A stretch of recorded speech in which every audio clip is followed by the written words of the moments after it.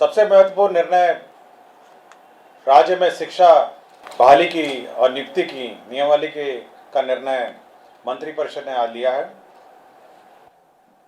इस नियमावली का नाम होगा बिहार राज्य विद्यालय अध्यापक नियुक्ति स्थानांतरण अनुशासनिक कार्रवाई एवं सेवा शर्त नियमावली 2023। इस नियमावली के तहत अब जो भी नियुक्तियां राज्य सरकार शिक्षकों की करेगी वह अब राज्य कर्मी होंगे, राज्य सरकार के कर्मी होंगे। यह एक महत्वपूर्ण निर्णय है। इससे पूर्व आपको जानकारी होगी कि राज्य सरकार राज्य में पंचायत शिक्षक, पंचायत समिति शिक्षक और जिला परिषद के शिक्षक और नगर निकाय के स्थानीय निकायों के शिक्षक रहा करते थे। अब जो भी नई नियुक्ति होगी अब वो राज्य सरकार नियुक्त करेगी। राज्य सरकार नियुक्ति के लिए एक अलग परीक्षा आयोग के माध्यम से लेगी। तो एक आयोग जो राज्य सरकार निर्धारित करेगी, हो सकता है बीपीएससी, हो सकता है कोई भी आयोग जो है जो निर्धारित करेगी, उसके माध्यम से राज्य सरकार परीक्षा लेगी और परीक्षा के माध्यम से ही अब नियुक्तियां होंगी। इस नियुक्ति में भाग लेने के लिए जो अर्हता होगी वह मैं पढ़ देता हूं। इसकी नियुक्ति की जो अनिवार्य अर्हता है, भारत के नागरिक हों और बिहार राज्य के स्थायी निवासी होना चाहिए, ये पहली अर्हता होगी। विद्यालय अध्यापक के पद पर नियुक्ति हेतु राष्ट्रीय अध्यापक शिक्षा परिषद द्वारा समय समय पर निर्धारित शैक्षणिक एवं प्रशासनिक योग्यता धारित करते हों एवं विशेष विद्यालय अध्यापक के लिए अर्हता भारतीय पुनर्वास परिषद के अनुरूप अनिवार्य होगा। तो ये महत्वपूर्ण एक अनिवार्यता है। राज्य सरकार एवं केंद्र सरकार द्वारा समय समय पर आहूत शिक्षा पात्रता परीक्षा में उत्तीर्ण हो, परंतु वर्ष 2012 से पूर्व नियुक्त एवं कार्यरत शिक्षक जो दक्षता परीक्षा उत्तीर्ण होंगे के लिए शिक्षक पात्रता परीक्षा में उत्तीर्ण अनिवार्य नहीं होगा। विषय विशेष के लिए अलग से विशेष अर्हता का निर्धारण विभाग द्वारा समय समय पर किया जाएगा।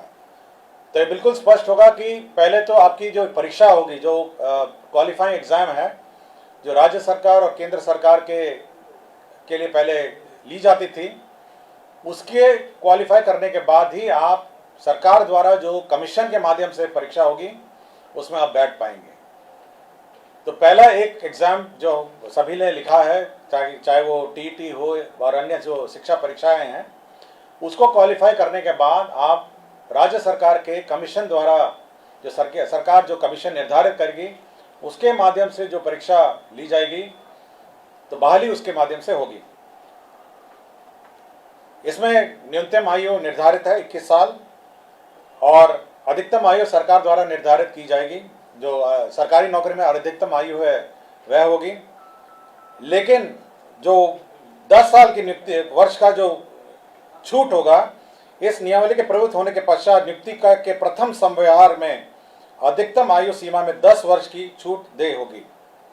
तो इसमें नियमावली में 10 वर्ष का छूट का भी प्रावधान है जो लोग पूर्व में नियुक्त होंगे। इसमें यह खासियत यह है कि इस परीक्षा में जो अभी वर्तमान में जिसको आप कहते हैं 7वें चरण या अन्य चरण जो हैं, वो लोग भी बैठेंगे, परीक्षा लिखेंगे।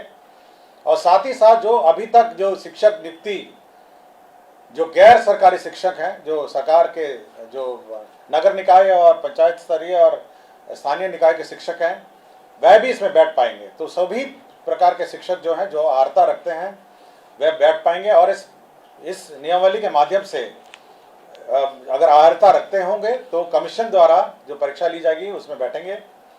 सभी जो कैंडिडेट्स हैं जो इस परीक्षा में लिखेंगे उनको 3 मौका दिया जाएगा। तो 3 बार लिख सकेंगे और 3 मौके के बाद वह नहीं लिख सकेंगे।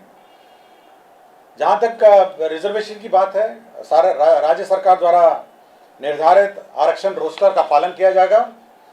और लेकिन साथ ही साथ जो आरक्षण है प्राथमिक एवं मध्य विद्यालय के मूल कोटि एवं स्थानक कोटि के विद्यालय प्रधानाध्यापक के पद पर प्रत्येक विषय में न्यूनतम 50% महिला अभ्यर्थियों की नियुक्ति की जाएगी। जो वर्तमान में शिक्षा में जो आरक्षण लागू है वह यथावत रहेगा, किंतु अन्य जो महिलाओं को छोड़ के अन्य जो राज्य सरकार का जो आरक्षण का नियम है वह लागू होगा। इसके साथ साथ अब सरकार के जो कानून हैं, सरकार के जो नियम हैं, सरकार का जो पेंशन है, सरकार का जो निर्धारित एनपीएस पेंशन है, ये सब लागू होगा। सरकार के जो आचरण है वो लागू होगा। यह नीति अब जिला संवर्ग के रूप में होगी, जिसमें जिला के अंदर स्थानांतरण का प्रावधान है और अंतर जिला का भी स्थानांतरण का विशेष परिस्थिति में प्रावधान है। संपुष्टि, सेवा संपुष्टि भी उसी अनुसार है, शिकायत अपील भी उसी अनुसार है। और कैबिनेट ने यह निर्णय लिया है कि अब अन्य किसी प्रकार से शिक्षा की नियुक्ति नहीं की जाएगी, शिक्षक की नियुक्ति नहीं की जाएगी। केवल जो सरकार द्वारा निर्धारित कमीशन है उसके माध्यम से परीक्षा होगी और उसी माध्यम से अब शिक्षा नियुक्ति होगी। यह बिल्कुल कैबिनेट ने स्पष्ट निर्णय ले लिया गया है।